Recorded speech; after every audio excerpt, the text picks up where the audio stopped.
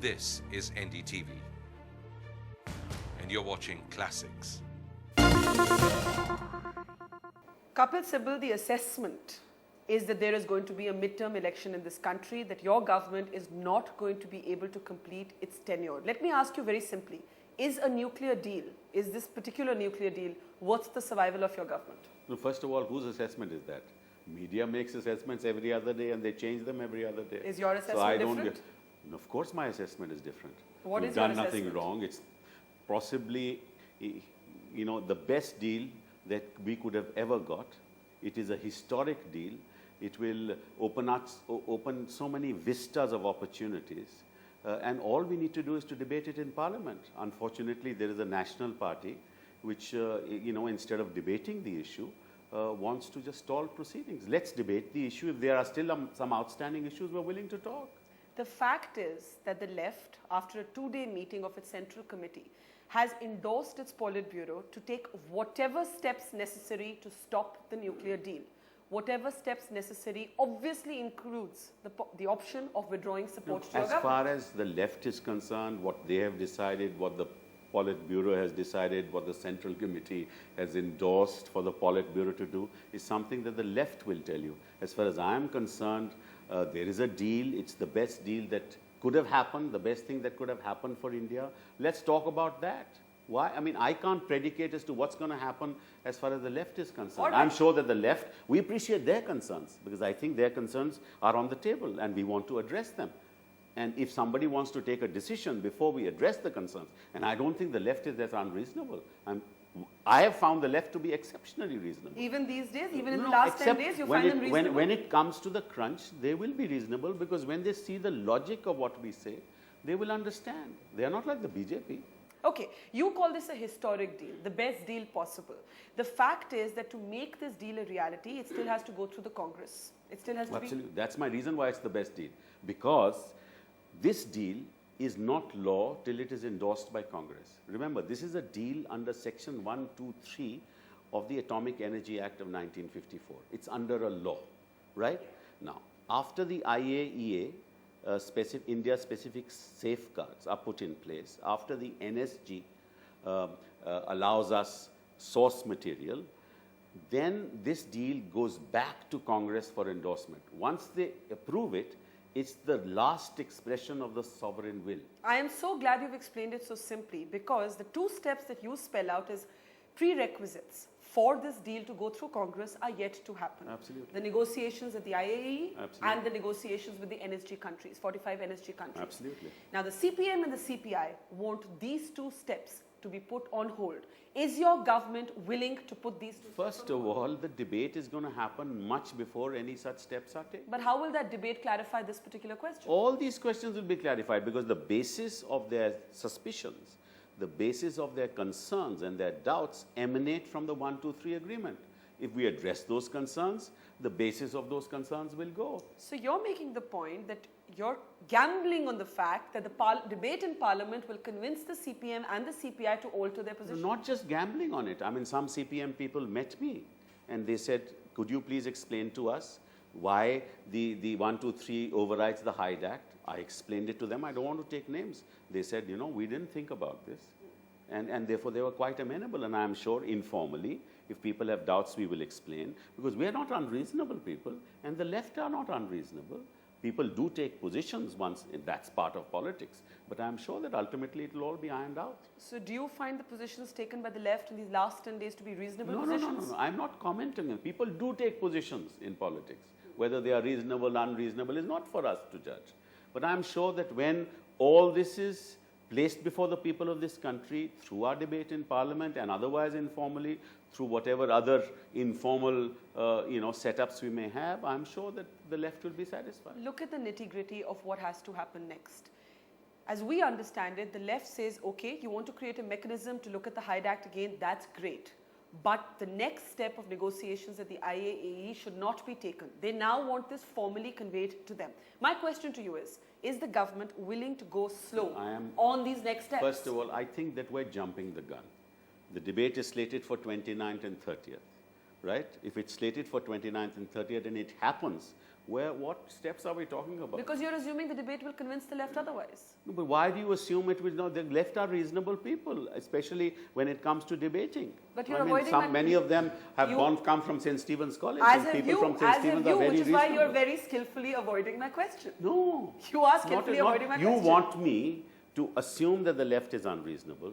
You want me to tell the people of this country that before a debate takes place, we will stop, we will publicly state what's going to happen next. I'm sorry, this doesn't happen in government. I want you to simply tell the people of this country that if it comes to the crunch and your government has to choose between saving its government and its office and surrendering the nuclear deal, which will it be? This is a non-issue. How is it a non-issue? Your government may fall on this It's issue. a non-issue. I don't think any government will fall. I don't think anybody will take that position once the issue is debated in Parliament. On the 18th of September, the Atomic Energy Commission chairperson Anil Kakotkar is scheduled to go to Vienna.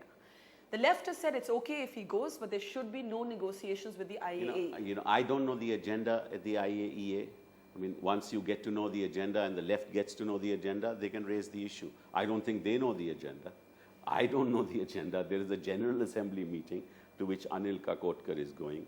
So I don't know what the concern is. So you're basically saying till the debate in Parliament is over, the question of whether the government is willing to go slow on the next steps does not apply. I am saying that there are no next steps before that. So where is the question of going slow on next steps? How are there no next steps? Because the debate, you yourself said, in the middle of September, Kakotkar is going to Geneva, to the IAEA meeting. The debate is the 14th September is the last day of Parliament. Debate is going to be before that. So what are the next steps you are talking about? There is a process. We have seen that process play itself out with Japan. The Japanese premier was here. Japan is one of the NSG countries. Those talks continued. They carried on. Absolutely.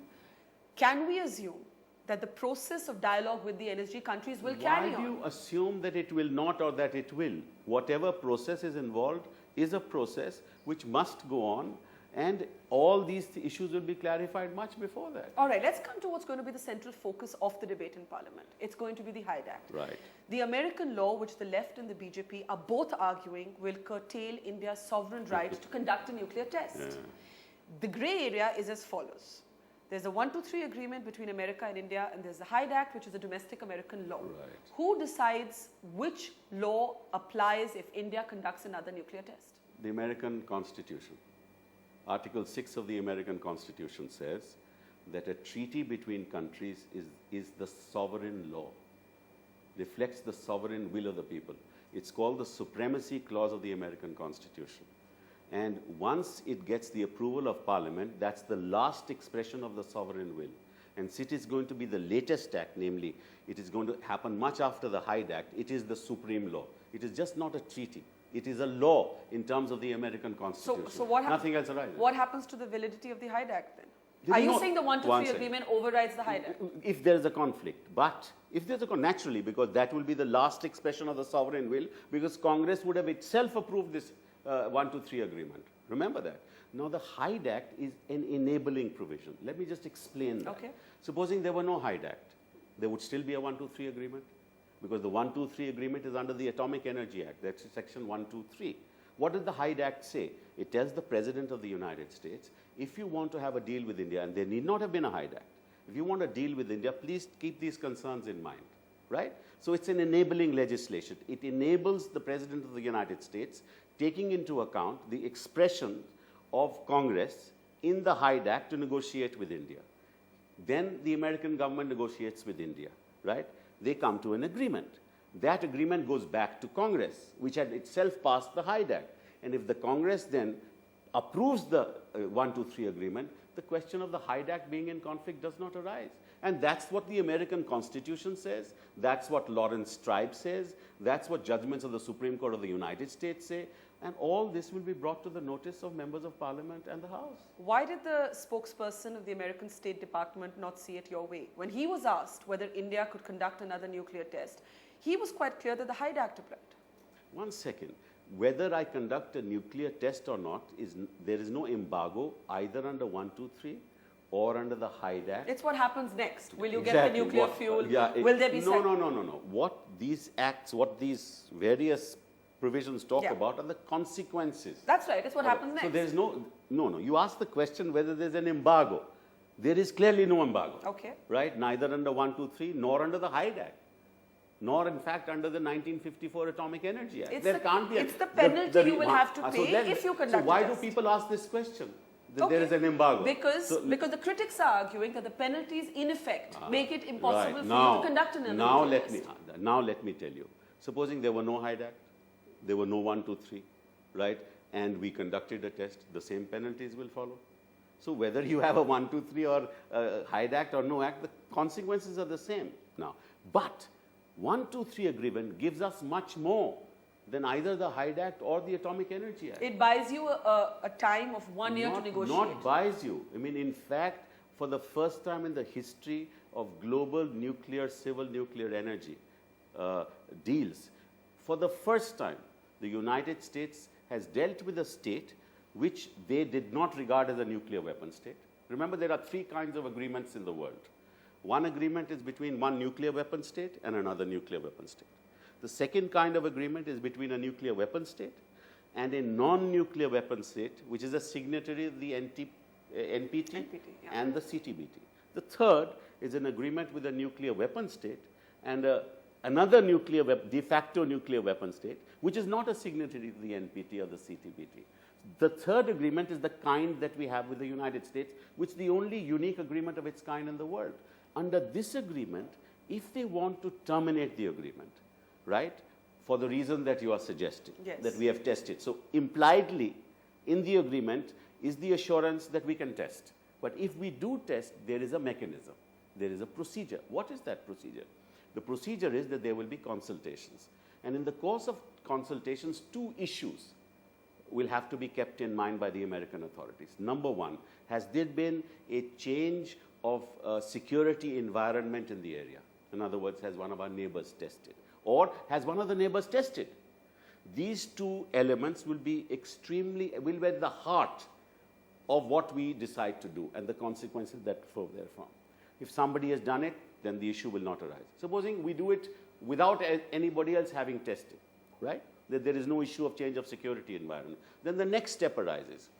We already have the source material in our reactors, right? Those will have to be used for civil nuclear energy. The agreement says they will have to take that into account because it will stop the flow of civil energy to our people. But that has happened in India before. No, It happened in the one Tarapur second. plant when the supply of nuclear fuel That's stopped. different. That's different. That's an entirely different issue. There was no 123 type of agreement in Tarapur. The whole scenario, world politics has changed. The Cold War is at an end. We are in a new era. The Americans and Indians are getting close together in the area of cooperation in various fields of science and technology like agriculture, medicine, nanotechnology, biotechnology, computers and all those things. So please don't tell me about Tarapur and try and sort of make a parallel a little bit out of this situation. America looks at India with respect. America looks at India as a partner. So we're counting on the respect of no Americans question of to count. safeguard our national security. We are counting on 1, 2, 3. Why would we count? That's why I give you the provisions. Supposing now there is an American company or a French company which has sold the reactor to us, and they're running the reactor, right? And they want to close it down. What do you think will be the consequences?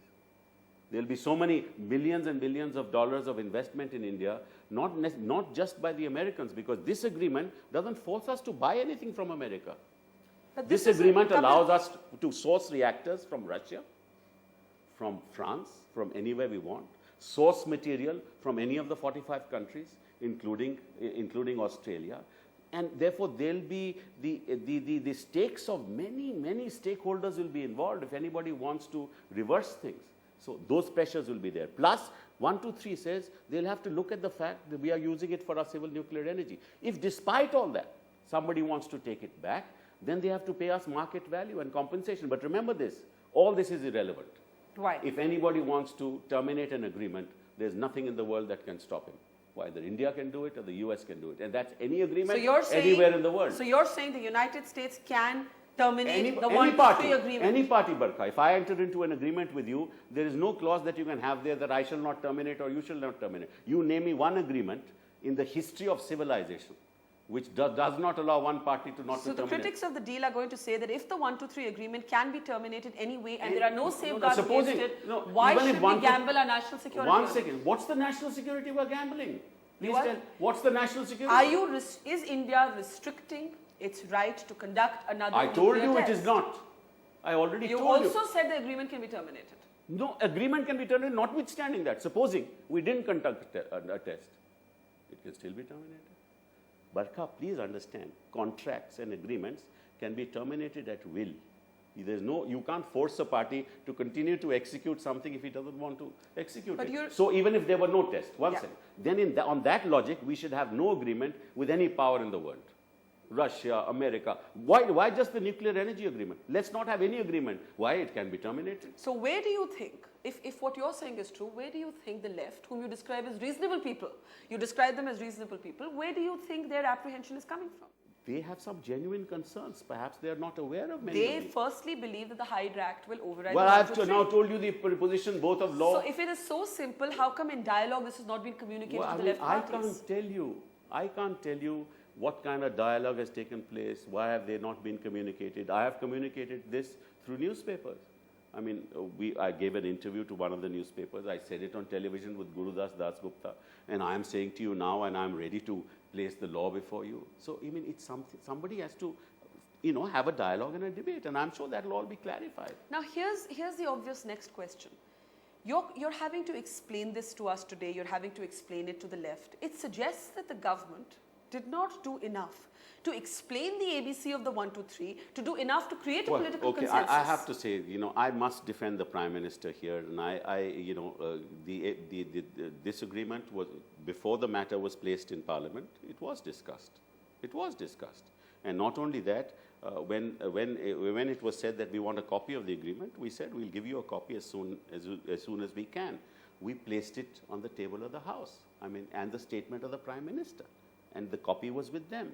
Now, from that day on, the BJP and the Samajwadi Party, and this the is left, all politics. and the left, they've never entered the well of the House. They did not, but they walked out. No, that's different. They walked out of the But House if they when the had Prime not Minister stopped speaking. proceedings, we would have had a debate.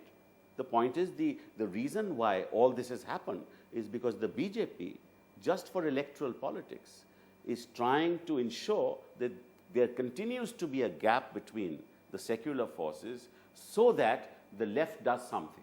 That's what the BJP wants. Okay, and that's why they're stalling the proceedings. Fine, that's the BJP's game. But the left is the UPA's But ally. the left wants a discussion too. Why did the government not do enough to create a political consensus, at least among its allies? Of course there is a political consensus because the government has given the 123 agreement to them. Now, this is not an easy thing, Barkha.